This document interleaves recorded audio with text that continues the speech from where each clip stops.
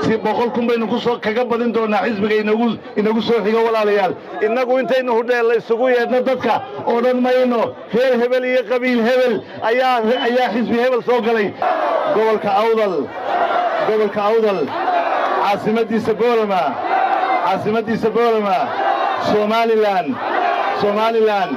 kulmiye ha guulaysto kulmiye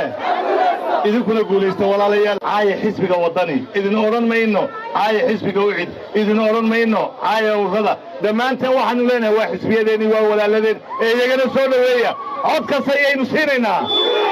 siinaynaa codka